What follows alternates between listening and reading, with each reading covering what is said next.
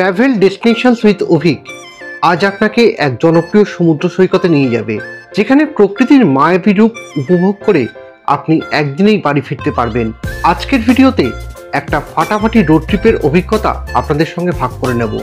সঙ্গে থাকছে সমুদ্র স্নানের সঙ্গে বকখালির সংলগ্ন 3টে বিখ্যাত বিচের এক্সপিরিয়েন্স, আর হেনরিজ আইল্যান্ডে মন ভালো করে দেওয়া একটা সময় কাটানো। সঙ্গে অবশ্যই থাকবে পকেট ফ্রেন্ডলি দুর্দান্ত খাওয়া দাওয়ার সন্ধান। তাহলে চলুন ভিডিওটা শুরু করি। ঘড়িতে সময় তখন সকাল 6টা। অনেক দিনের একটানা বর্ষণের পর আজ রোদের আভা বেরিয়েছে, তবে বর্ষার জন্য চারদিক সবুজে ভরে গেছে। আর আমি এগোলাম গ্যারেজের দিকে নিজের বাহন বার করার উদ্দেশ্যে।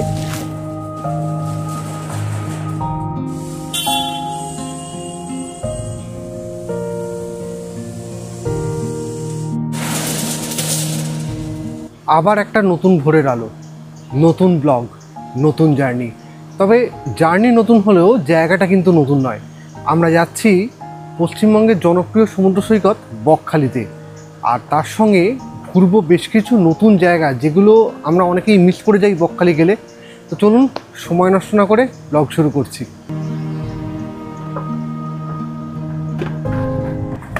আজকের যাত্রাপথে আমাদের প্রথম গন্তব্য হচ্ছে রামরাজাতলায়।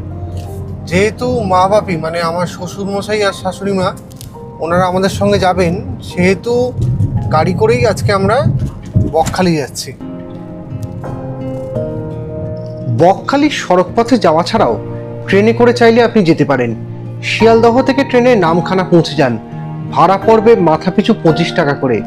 নামখানা থেকে টোটো, অটো এবং বাসে করে বকখালি আপনি পৌঁছতে পারেন। ভাড়া পড়ে বাসে 40 টাকা করে মাথাপিছু, আর টোটোয় বা অটোয় 50 টাকা করে।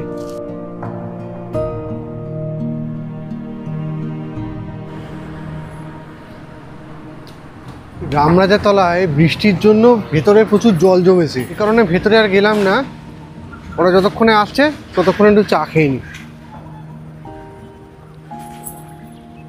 বকখালি আপনি ট্রেনেই যান বা গাড়িতেই যান, যখনই যাবেন টার্গেট নেবেন সকাল সকাল বেরোতে। কেন কি অফিস টাইমের জন্য বেলা বাড়লে ট্রেনে ভিড় বাড়ে আর রাস্তায় জ্যাম বাড়ে। তো চেষ্টা করবেন যত তাড়াতাড়ি পারবেন বেরোতে। আমরা টার্গেট করেছিলাম 5:30, কিন্তু বাড়ির কাজের জন্য বেরোতে বেরোতে 6টা 10-15 হয়ে গেছে।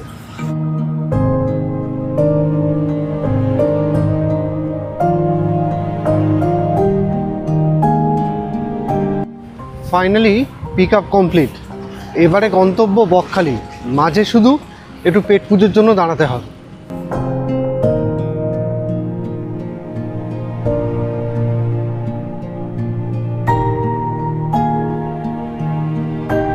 এখন আছি সাউথ ইস্টার্নের দিকে, মানে রামরাজাতলায়। আর যাবো আজকে আমরা শিয়ালদা সাউথ সেকশনের একদম এন্ডে, মানে বকখালিতে। গুগল ম্যাপ অনুযায়ী সময় দেখাচ্ছে মোটামুটি 3.5 ঘন্টা মতো লাগবে। এবারে দেখার বিষয় যে রাস্তায় কীরকম জ্যাম থাকে আর ওয়েদার কীরকম থাকে। যদি দুটো সাথ দেয় তাহলে কিন্তু অন টাইম পৌঁছে যাব। দেখি। আজকে আমরা 3টে ডিস্ট্রিক্ট কভার করব। এই মুহূর্তে আছি হাওড়াতে, যেখানে গাছের সংখ্যা কম আর গাড়ির সংখ্যা বেশি। এপারে ক্রস করছি বিদ্যাসাগর সেতু, যা কলকাতা এবং হাওড়াকে সংযুক্ত করে।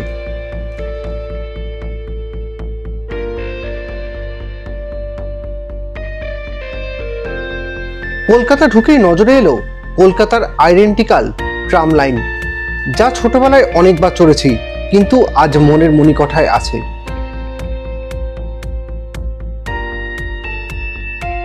এরপর পৌঁছে গেলাম দক্ষিণ 24 পরগনা জেলায়, যা গাছগাছালি এবং সবুজে ভরা।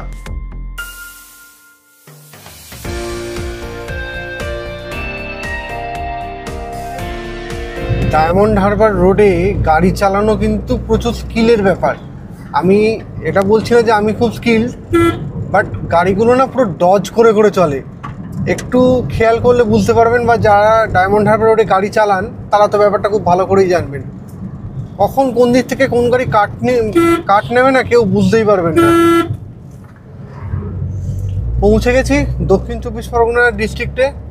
পৌঁছাতেই যেটা কলকাতায় সব দিকে জনবহুলতা, লোকজনের ভিড়, কংক্রিটের জঙ্গল ছিল, সেখান থেকে কিন্তু একদম গ্রাম বাংলা যেরকম পরিবেশ হয়, দুদিকে গাছ, তার মাঝখান থেকে রাস্তায় যাচ্ছে, আর সেরকমই রাস্তার মধ্যে দিয়ে কিন্তু আমরা এখন এগিয়ে চলেছি।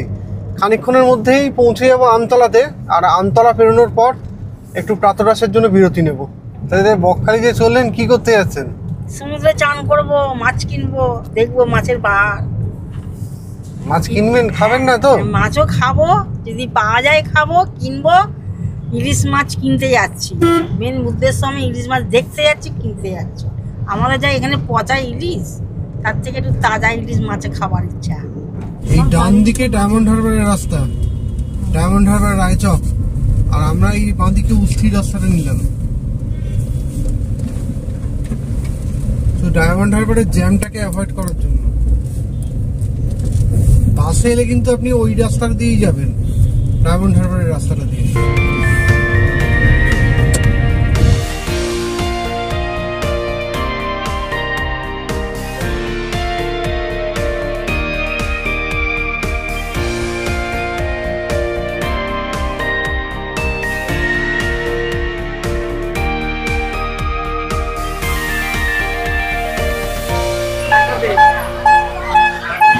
নিশ্চিতে পৌঁছানোর পর একটু প্রাতরাশের বিরতি, খাওয়া দাওয়াটা করে নিয়ে এগোবো আগের দিকে, দেখি দোকানে কি পাওয়া যায়।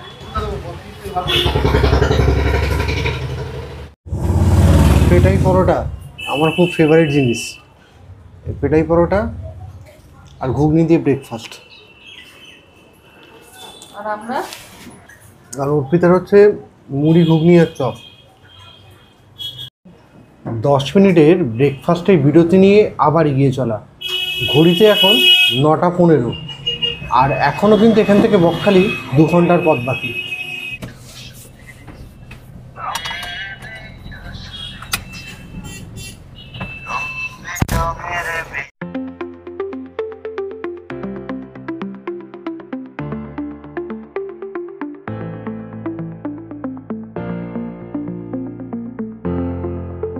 ঘড়িতে এখন 10টা 55, আমরা এসে পৌঁছেছি নামখানা স্টেশনের ঠিক বাইরে।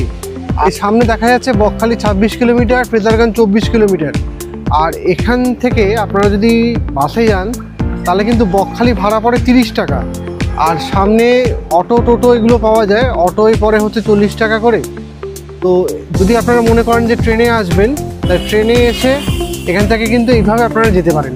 আর আমরা যেহেতু গাড়িতে যাচ্ছি, সেজন্য গাড়িতেই মুভ করবো।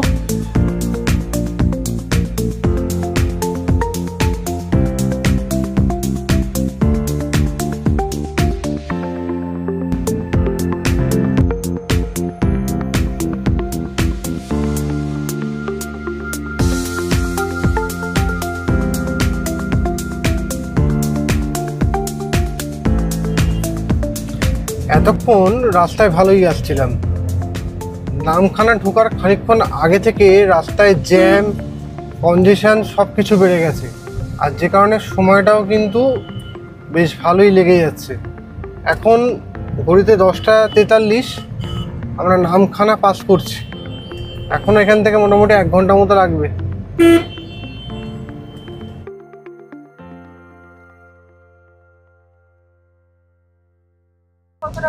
এইটা হচ্ছে বকখালির বাস স্ট্যান্ড। যদি বাসে আসেন তাহলে এখানে আপনাকে নামাতে হবে, তারপরে এই ডান দিকের এই যে রাস্তাটা, এটা দিয়ে এগিয়ে গেলে সোজা হচ্ছে সি বিচ।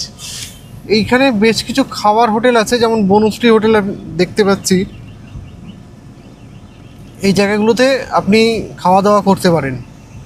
এবারে আগে সমুদ্রের দিকে যাই। বকখালিতে পৌঁছালাম, গাড়ি পার্কিংয়ে রেখেছি। পার্কিং ফিস হচ্ছে রাত্রির 10টা অবধি 100 টাকা। আর এই টিকিটটা যদি আপনি রেখে দেন তাহলে আপনি এতে আবার বেরোতেও পারবেন, ঢুকতেও পারবেন, তার জন্য কোনো আলাদা করে ফিস দিতে হবে না।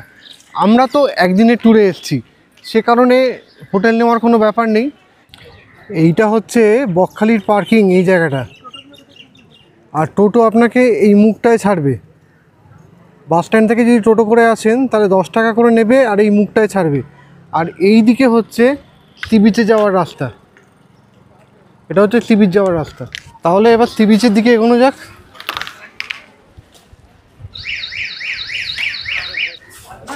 বকখালির মার্কেটে এখন টুরিস্ট প্রায় নেই বললেই চলে। দোকানপাট পুরো ফাঁকা, রাস্তাঘাটও পুরো ফাঁকা।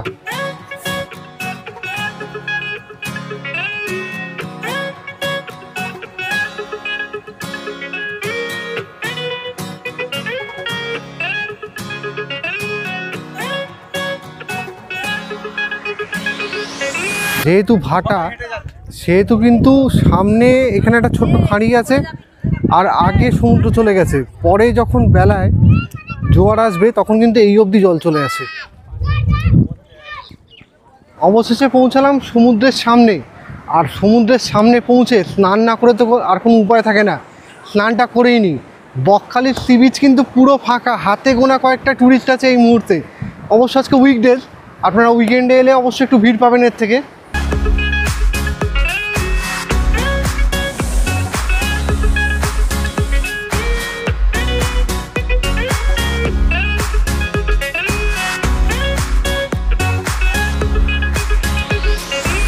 কেমন লাগছে? হ্যাঁ, হেভি লাগছে। হেভি লাগছে? বকখালিতে প্রথমবার? হ্যাঁ, ভালো লাগছে? দীঘা বা পুরীর থেকে আলাদা? হ্যাঁ, এটা তো আলাদা হচ্ছে। আলাদা? এখানে সমুদ্রে অত ঢেউ নেই। না, ঢেউ আছে থাকে, এখন তো লো টাইড, তাই একটু ঢেউটা কম।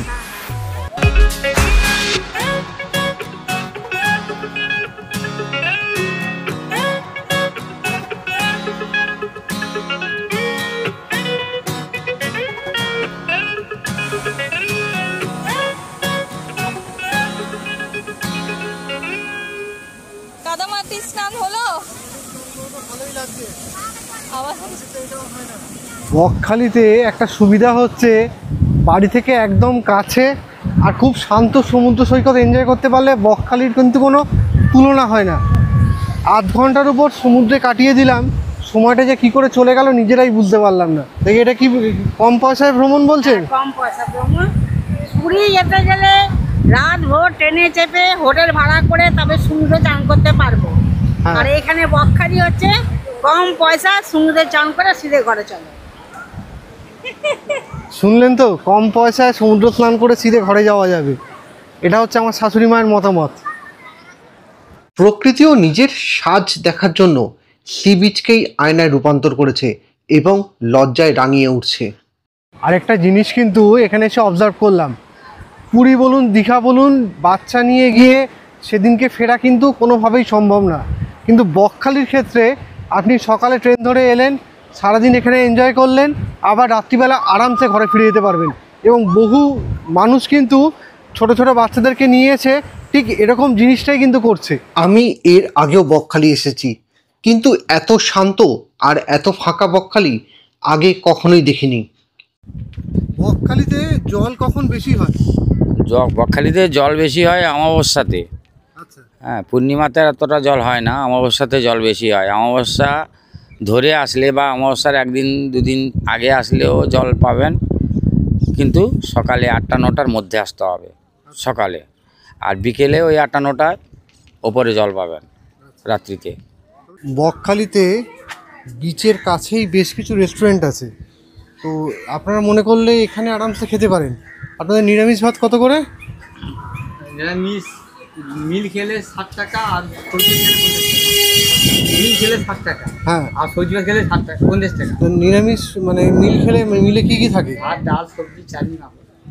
আর যদি এমনি সবজি সবজি ভাতে ডাল, সবজি, আলু ভাতে ভাত 50 টাকা। ডাল সবজি আলু ভাতে আলু ভাতে ভাত 50 ভাত টাকা। 50 টাকা। সবজি আর আচ্ছা, আর মাছ খেলে? এবার মাছ খেলে কি মাছ খাবে এই তো লেখা আছে, সব কাতলা, রুই সব লেখা আছে। দেখুন কি খাবেন, ভোলা। আমি রেট চার্টটা দেখিয়ে দিচ্ছি, হ্যাঁ। আপনারা পজ করে দেখে নেবেন। বকখালিতে স্নান করার পর ড্রেস চেঞ্জের জন্য পার্কিংয়ের পাশে বেশ কিছু জায়গা আছে, যেখানে জামা কাপড় চেঞ্জ করা এবং স্নান করার জন্য রেট হচ্ছে 10 টাকা করে। একদিন যখন ঘুরতে আসবেন বকখালি, তখন কিন্তু এখানে জামা কাপড় চেঞ্জ করে নিতে পারবেন। বকখালিতে বাস স্ট্যান্ডের কাছে থাকার জন্য অনেকগুলো হোটেল আছে, তো আপনারা চাইলে আপনাদের পছন্দের মতো, যেমন হোটেল সংযোগ, হোটেল বিষ্ণু আবাসন, এরকম অনেকগুলো হোটেল এই চত্বরে কিন্তু আছে।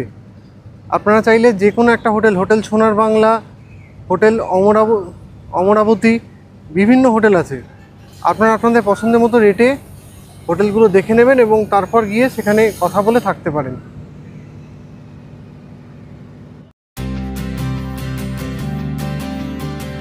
যেহেতু একটু বেলা করে ব্রেকফাস্ট করেছিলাম, তাই বকখালিতে আমরা আর সেদিন লাঞ্চ করিনি। স্নান করার পর আমরা বকখালির আশেপাশের বিভিন্ন স্পটগুলো ঘুরে দেখতে বেরোলাম। আমাদের পরবর্তী গন্তব্য ফ্রেজারগঞ্জ।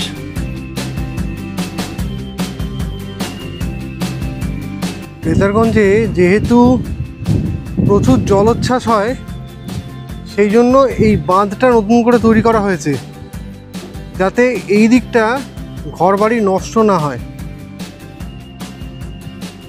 আর এখানে কিন্তু প্রচুর উইন্ডমিল আছে। স্যার অ্যান্ড্রু ফ্রেজার, যিনি পশ্চিমবঙ্গের গভর্নর ছিলেন 1903 থেকে 1908 সাল নাগাদ, তিনি এই জায়গাটাকে আবিষ্কার করেছিলেন এবং তার সম্মানার্থে এই জায়গাটার নাম কিন্তু ফ্রেজারগঞ্জ। ফ্রেজারগঞ্জে বিচ ছাড়াও আরেকটা পপুলার স্পট হলো বেনফিশ। বেনফিশে ঢোকার জন্য প্রবেশ মূল্য লাগে। আমাদের ছোট গাড়ির প্রবেশ মূল্য লাগলো 10 টাকা, ইনক্লুডিং ড্রাইভার। বাকিদের চার্জ জনপ্রতি 5 টাকা করে।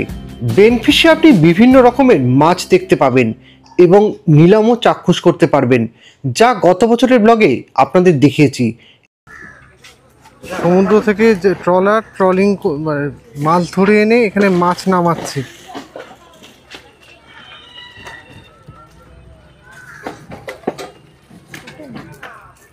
এত রকমের মাছের সমারোহ দেখে খুব খিদে পেয়ে গেছিল, আর আমরা এগোলাম হেনরিজ আইল্যান্ডের দিকে।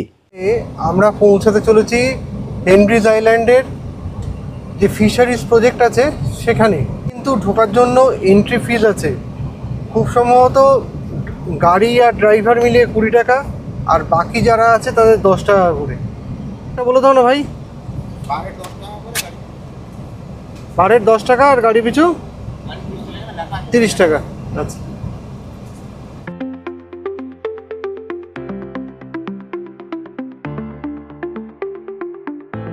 এখানে আপনারা চাইলে কিন্তু এই রিসর্টগুলোতে থাকতে পারেন।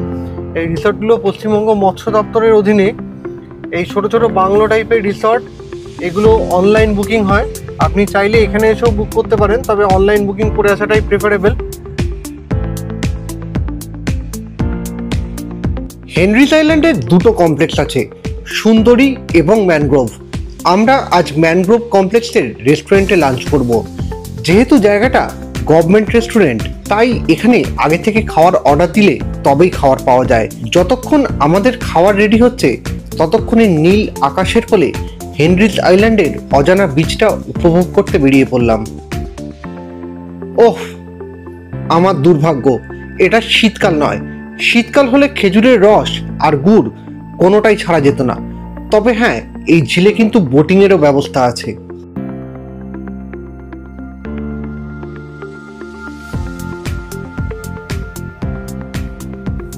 এবারে সুন্দরী কমপ্লেক্সে প্রবেশ করছে, ম্যানগ্রোভ আর সুন্দরী দুটো। হেনরি আইল্যান্ডে সুন্দরী কমপ্লেক্সের পেছন দিকটায় আছে সি বিচ। এখানটা ডিরেকশন দেওয়া আছে কাছে। এদিকটা হচ্ছে এখানকার অফিস, আর এদিকটা হচ্ছে সি বিচ। আর এখানেই কিন্তু আবার রেস্টুরেন্ট আছে। আপনি চাইলে এখানকার রেস্টুরেন্টেও খাবার কিন্তু আগে থেকে অর্ডার দিতে হবে, তারপর কিন্তু আপনি খাবার পাবেন। সেই বুঝে কিন্তু যদি কখনো আসতে হয়, তাহলে আগে এসে অর্ডার করে তারপর আপনারা যেরকম ঘোরা সেরকম ঘুরবেন।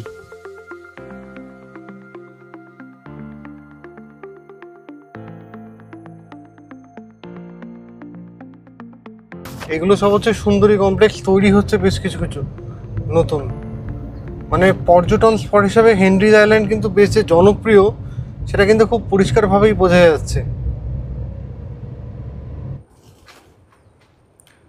চারপাশে ম্যানগ্রোভ গাছ, আর তার মধ্যে দিয়ে সুন্দর একটা রাস্তা, জাস্ট ফাটাফাটি। আকাশটাও ফাটাফাটি, নীল আকাশ, তার সঙ্গে সবুজ কন্ট্রাস্ট, হেভি লাগছে। কিন্তু জোয়ার আসছে, আর তার মাঝখান থেকে কাঠের পোল, চারদিকে ম্যানগ্রোভের জঙ্গল। এটা আমার একটা দোবাকির ওই ক্যানোপি ওয়াক টাইপের ভাইবস মনে হচ্ছে যেন।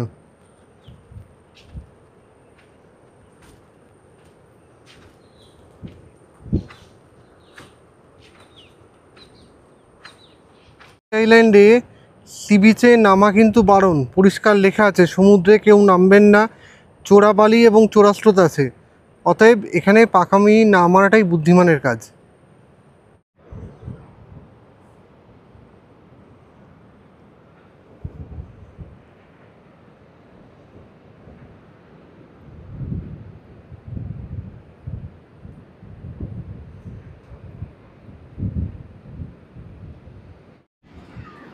এতদিন শ্বাসমূলের কথা বিভিন্ন বইতে পড়েছি, আর এই হচ্ছে অরিজিনাল শ্বাসমূল।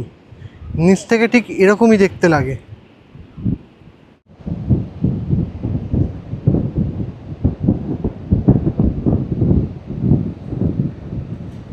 পুরো সামনেটা কাদা, যে কারণে আমি গেলাম না, কিন্তু লাল কাঁকড়া দেখতে পাচ্ছি এখান থেকে।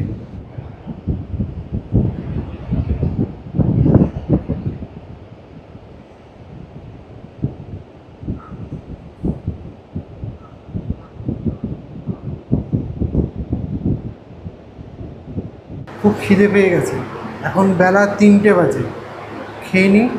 হেনরিজ আইল্যান্ডের ম্যানগ্রোভ কমপ্লেক্সের রেস্টুরেন্টে আমরা 4 প্লেট থালি, 1 প্লেট চিকেন আর 2 প্লেট মাছ অর্ডার দিয়েছিলাম। খাবারের স্বাদ অতুলনীয়। গতবার খাবারের স্বাদ এতটাই ভালো লেগেছে, তাই এবারও আমরা এখানেই লাঞ্চ করার সিদ্ধান্ত নিয়েছিলাম।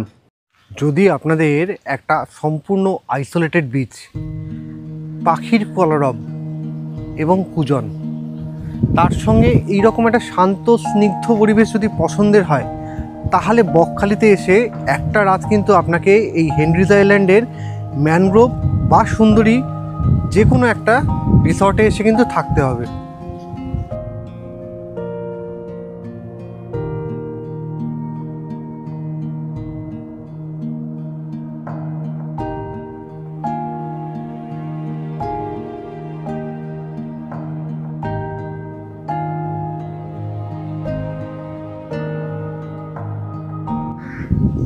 এ দেখুন, বুড়ো বয়সে ভীমরতি দোল খাচ্ছে।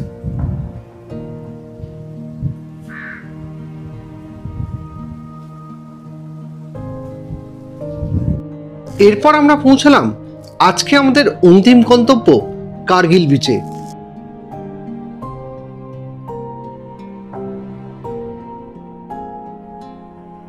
বিকেলবেলা হয়ে গেছে, বাড়ি ফেরার সময় হয়ে এসছে, অতএব ব্লগ এখানেই শেষ করছি। তবে শেষ করার আগে কয়েকটা কথা বলে যাই। পাহাড় যেরকম তার ব্যাপ্তির দীর্ঘতায় আমাদের প্রতিটা মুহূর্তে মনে করিয়ে দেয় সে আমাদের থেকে কতটা বড়, ঠিক সেরকমভাবে সমুদ্র দিগন্ত বিস্তৃত জলরাশি দিয়েও আমাদের ক্ষুদ্রতাকে বুঝিয়ে দেয়, কিন্তু আমরা কোনোভাবেই বুঝতে পারি না। আমরা গর্ব, অহংকার, ইগো এই সবেতে মত্ত হয়ে থাকি। অনুরোধ, সবাই সবার প্রতি কোঅপারেটিভ হন, সবাই সবার প্রতি ভালোবাসা দেখান, তাহলেই কিন্তু এই পৃথিবী আবার আগের মতো খুব সুন্দর, খুব ভালো হয়ে উঠবে। একদিনের বকখালি ভ্রমণের অভিজ্ঞতা আপনাদের কেমন লাগলো তার উত্তরের অপেক্ষায় রইলাম।